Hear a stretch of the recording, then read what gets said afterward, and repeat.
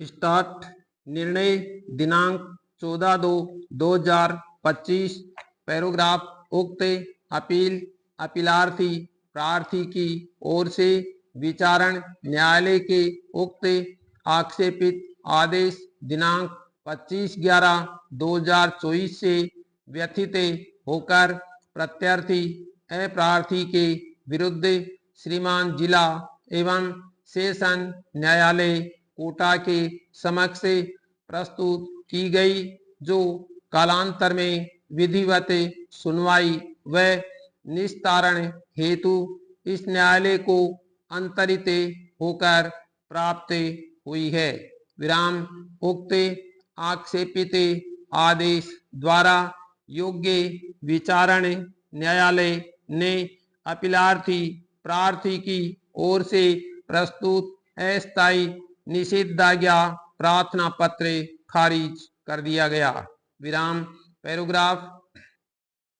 बहस अपील अपीलार्थी सुनी गई एवं पत्रावली का ध्यानपूर्वक अवलोकन किया गया। विराम।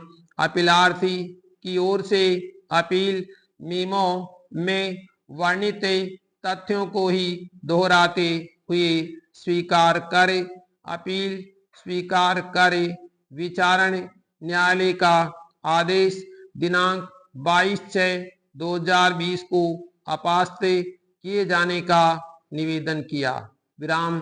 प्रत्यार्थी विद्वान अधिकतम ने बहस करते हुए विचारण न्यायालय द्वारा पारित आक्षेपित आदेश को विधिक रूप से सही होना बताया तथा अपीलांट की ओर से प्रस्तुत अपील खारिज किए जाने का निवेदन किया। विराम। पैराग्राफ। उभय पक्ष के तर्कों पर मनन किया एवं पत्रावली का अवलोकन किया तथा अपीलार्थी प्रार्थिया की ओर से प्रस्तुत लिखित बहस तथा प्रत्यार्थी प्रार्थी पक्ष की ओर से प्रस्तुत जवाब लिखित बहस पर भी मनन किया गया एवं प्रार्थिया की ओर से प्रस्तुत निम्न न्यायिक दृष्टांतों का सम्मान अवलोकन कर मार्गदर्शन प्राप्त किया गया। Semicolon dash SLPC number 330/2017 Ajay Sharma बनाम Kotak Mahindra bank limited. Number 2 विशेष अपील संख्या 790/2023 में मेसर्स फ्लेवरों फूड से प्राइवेट लिमिटेड बनाम परिसमापक व अन्य माननीय इलाहाबाद उच्च न्यायालय। विराम। Number 3 SLPC number 8160/2023 IDBI bank बनाम रामस्वरूप। पैराग्राफ। इस न्यायालय को यह देखना है कि क्या विचारण न्यायालय द्वारा अपीलीय आदेश पारित करने में कोई विधि अथवा साक्ष्य के विवेचन में तथ्यात्मक भूल कारित की है और परिणामतः अपील स्वीकार की जाकर अपीलीय आदेश अपास्त किए जाने योग्य है। विराम। पैराग्राफ।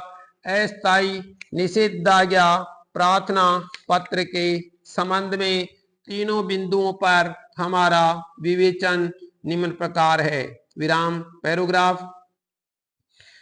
प्रथम दृष्टया मामला इस बिंदु को साबित करने का भार प्रार्थीगण पर रहा है, जिस बाबत प्रार्थीगण ने अपने प्रार्थना पत्र में यह अंकित किया गया है कि प्रार्थिया ने अप्रार्थी संख्या 2 द्वारा आवासीय भूखंड के लिए प्रकाशित ई-ऑक्शन में भाग लेते हुए उचित प्रकार से नीलामी हेतु आवेदन किया एवं प्रार्थिया की उच्चतम बोली होने पर भूखंड संख्या 71 के संबंध में दिनांक 19/7/2024 को मोबाइल पर मैसेज प्राप्त हुआ कि ऑक्शन कमेटी द्वारा बोली को स्वीकार कर लिया गया है, जिस बाबत बीड की राशि का